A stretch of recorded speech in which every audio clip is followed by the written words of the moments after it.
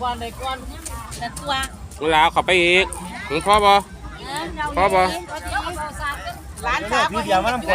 นั่นเลยไทยว่าผู้ปฏิบัติความโอ้ยข่อยคือกี่ไร่แท้คนย้ายอยู่บ้านนี่บ่อยู่บ้านนี่ล่ะโอ้เพิ่นเป็นบุญหยังเพิ่นเป็นบุญหยังเพิ่นเป็นบุญนันประเวทมหาชาติใช่ละเราเบียร์ข้าวปุ้นข้าวปลาที่ใช่ละเอาเราเบียร์ข้าวปุ้นข้าวปลามันก็อยู่ในอยู่บ้านตัวอื่นได้ล่ะถ้าลาได้เพิ่งไปทาดอกนั่นล่ะเนี่ยลูกเขยมีลูกสาวว่าลูกเขยเพิ่งไปทาแล้วนะสองสาวสวยงามเลยก็บ่ให้มาปูสารเนาะก็บ่ให้มาปูพวกแม่กับผู้งามเลยลูกใส่ซ้ำในสมัยแม่กับผู้งามซ้ำนี่แล้วลูกนั่นบ่คือข่อยงามเบิดดีแล้วลูกน่ะเอาอยู่ในหันคือบ่เบิ่งเอาไปเดี๋ยวโทรศัพท์มานำมาลืมโอ้ยเดี๋ยวเพิ่นสิลงมื้อแรงจังไปเบิ่งนี่ล่ะเจ้าไปลงซ่องหลังตัวเกียร์ก่อนไปก่อนลำเพิ่นเราไปเที่ยวเกียร์ก่อนลำเพิ่นเอาไปเที่ยวได้ไปใส่เสาให้เขาบัดนี้นั่นแล้วมันมาใส่เอาไปมาได้เห็นบ่สุกยังได้สนใจเลยเนาะจ้างเพิ่งแบกลังไปจำไว้ปีแรกก็เกิดโควิดโอ้จ้างโดนเราบ่จ้างหลายปีแล้วติแม่นก็เลยจำไว้เลยได้นี่แม่อยู่พุ่นสุข่อยไปสุข่อยล้ำมากับมีแต่อันเจ้าจ้างไว้ตั้งแต่พุ่นละกองโควิดพุ่นละเบิ่บ่ได้ล้ำเลยไปล้ำให้เพิ่นแต่ว่างานเต็มมันที่23มารถบังว่างตามตลอดติดตามตลอด23เลยเอาปูไว้โคราชเลยเอามือเขาอยู่นั่นไหมบ่มีว่านั่นอันนั้นมืออยู่เลยอันอยู่นี่ขับทางนี้ได้อยู่ได้ว่าบ้านน้องข่อยสุภาพเรียบร้อยอยู่ได้ว่าปีนี้สิเป็นยังไงเท่านั้นมันไม่ถูกปีป่ะมันสิบ่มีการตีกันเด้ก็เก่าละครับบ้านว่าร้านน้องข่อยสิจ้างง่ายทุกปีแต่ว่ามันจ้างบ่ได้ในช่วงโควิดนี่ล่ะกี่ก้อนโควิดขนาดใดจ้ะ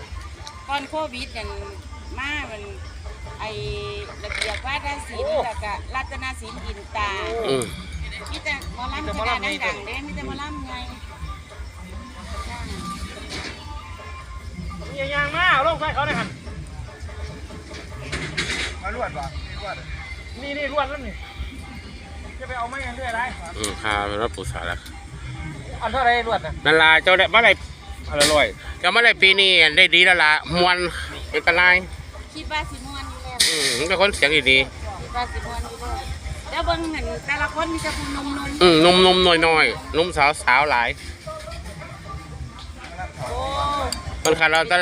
คนร้านสาวเป็นหางเครื่องเลยเป็นนักร้องกันบ้างเป็นนักเป็นนางเอกเลย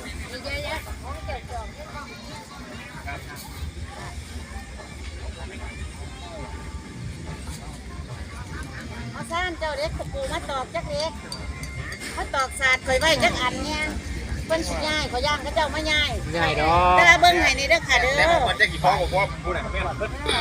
ไอ้คอยสินี่ล่ะตัวนี้ล่ะไม่ง่ายเราเขาไว้นี่ละ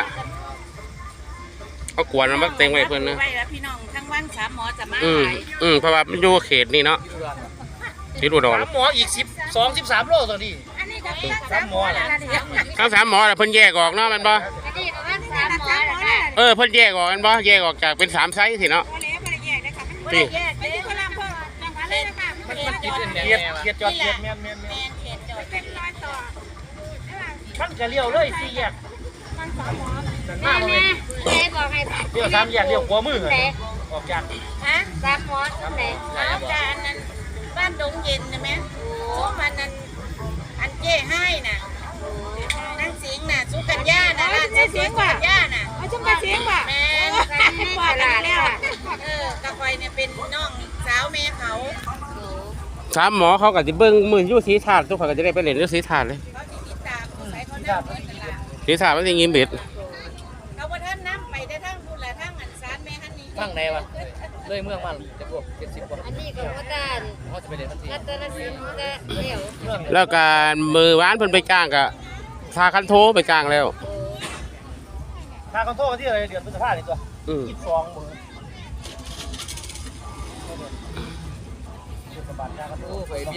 พอยืนถึงเลย12ล่างกับจ้างวันที่15ก็สำนีแล้วกรุงเทพทำไรเอาดูถือเขายังล้อหลายกูแม่นกรุงเทพมันถึงวันสำเร็จอันนี้มันจองเลยแม่นั่นล่ะแต่ว่าผิดอย่างเดียวยังเด็กเก็บเร็วอ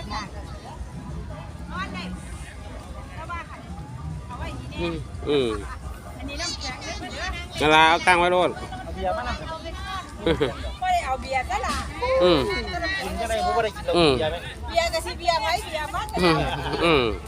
งานโควิด อืม ไอ้โคตร อืม แม่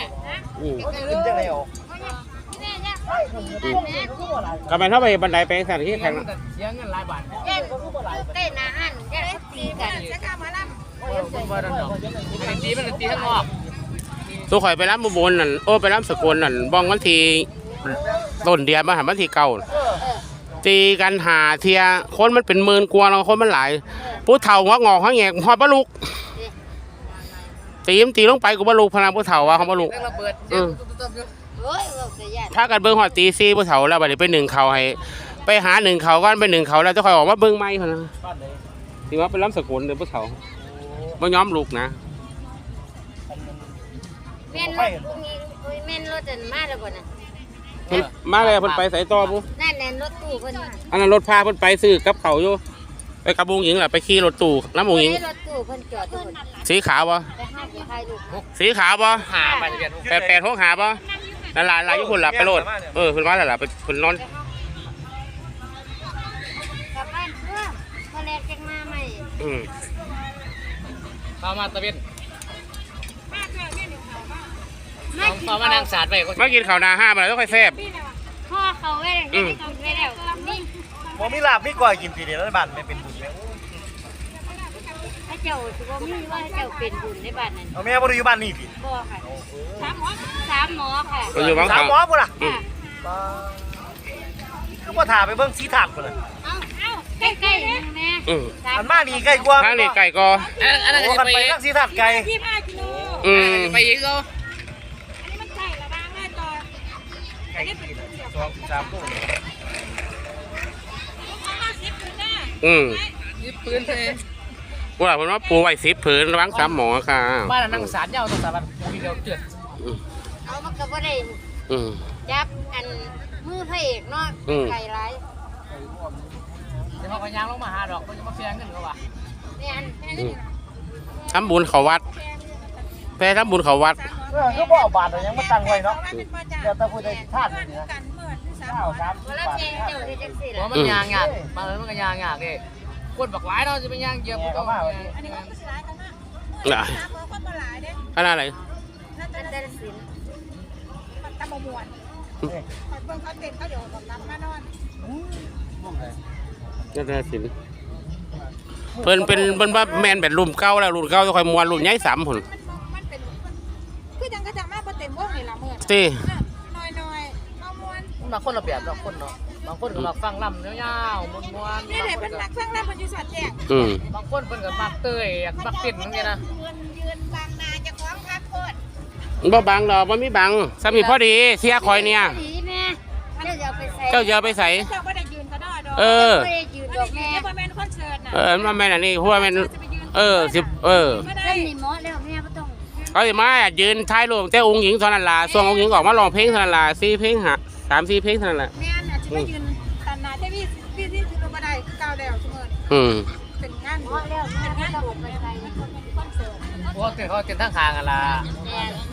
เต้นชุ่มเต้น พูดแล้วเราเรื่องคน โอ้มื้อนั้นตุข่อยล้ำอยู่กุมภาวะบ่ได้มื้อนั้นเฮารถอันรัตนศิลป์แลนผ่านตุข่อยแลนผ่านไปนี่ล่ะตุข่อยไปเล่นนั่นเนี่ยก่อนเฮาไปเล่นห้วยเพิงตุข่อยไปเล่น เมื่อกันนะค่ะ จ้าได้เบิ่งไว้ให้ดอก เจ้าบ่เมื่อไงบ่ บ่ผมขายของอยู่นี่ อืม พอเฮ็ดเสื้อเพราะว่าแม่นนั่นอันนั้น ครับครับทีมเก็บเดียวกันกับตะแกนล่ะ นู่นน่ะเด้อนี่เด้อนู่นน่ะเด้อมานี่เด้อเด้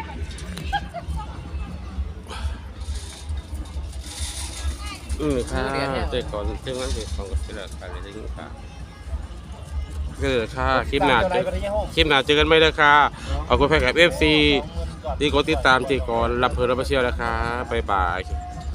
อย่าลืมกดตะไคร้กดใบเบิกน้ำกดใบขูดได้เลยค่ะขอบคุณค่ะ